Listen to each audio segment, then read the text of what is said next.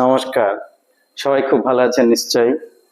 এই কথাটা বলার কারণ হচ্ছে, ভালো থাকতে গেলে একটা সত্যিকারের মনের মানুষ লাগে এবং কুসংস্কার মুক্ত একটা স্বচ্ছ হৃদয় লাগে।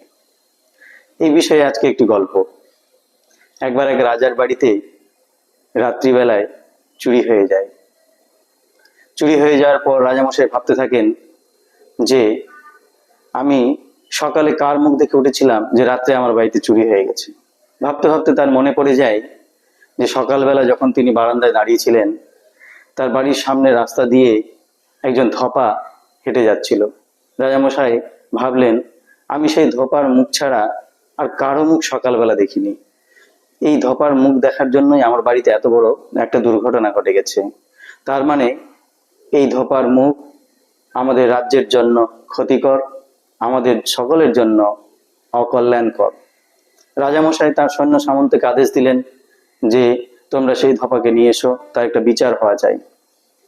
সৈন্য সামন্ত সে গরিব অসহায় ধপাকে নিয়ে এসছে রাজসভায়। রাজামশাই বললেন, দেখো ধপা, আমি সকালবেলা উঠে প্রথমে তোমার মুখ দেখেছিলাম বলে রাত্রিবেলায় আমার বাড়িতে চুরি হয়ে গেছে।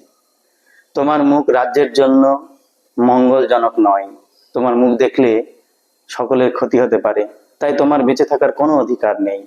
তোমাকে মৃত্যুদণ্ড দেওয়া হলো।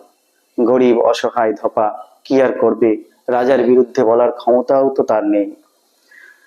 যথারীতি তাকে নিয়ে যাওয়া হয়েছে ফাঁসির মঞ্চে। মৃত্যু পথযাত্রীর শেষ ইচ্ছে জিজ্ঞেস করা হয়। রাজামশাই জিজ্ঞেস করলেন, এ ধপা, তোমার কোনো শেষ ইচ্ছে থাকলে তুমি কিন্তু বলতে পারো। ধপা বলল যে রাজামশাই, যদি অভয় প্রদান করেন তাহলে একটি কথা আপনাকে বলতে চাই। রাজা বললেন, ঠিক আছে, তুমি বলো। ধোপা বলল যে রাজামশাই, সকালবেলা আপনি প্রথম আমার মুখ দেখেছিলেন বলে আপনার বাড়িতে চুরি হয়ে গেছে। সত্যি আমার বেঁচে থাকার কোনো অধিকার নেই। আমার মুখ রাজ্যের জন্য, প্রজাদের জন্য, সকলের জন্যই কিন্তু অকল্যাণকর। কিন্তু সত্যি কথা বলতে রাজামশাই, সেই সকালবেলা আমি কিন্তু কারো মুখ দেখিনি।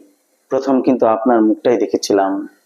আপনার বাড়িতে তো শুধু চুরি হয়েছে, আমার তো জীবনটাই চলে যাচ্ছে। রাজার সুপ্ত চেতনা কোথাও যেন জাগ্রত হলো। রাজামশাই বুঝতে পারলেন যে কোথাও যেন ভুল হচ্ছে। রাজামশাই বুঝতে পারলেন যে কারো মুখ দেখে কখনো কারো কল্যাণ বা অকল্যাণ নিশ্চিত করা যায় না। এটা আমার বিরাট বড় ভুল। তখন তিনি ধপাকে মুক্ত করে দিলেন। রাজামশাই বুঝতে পারলেন যে ঈশ্বরের সৃষ্ট জীব আমরা সবাই, সবার মধ্যে ঈশ্বরের অধিষ্ঠান। তাই কারো মুখ কখনো কল্যাণ বা অকল্যাণ হতে পারে না। আমরা সবাই মানুষ, আমরা সবাই যেন মানবতার মন্ত্রে বেঁচে থাকতে পারি। ধন্যবাদ, ভালো থাকুন সবাই।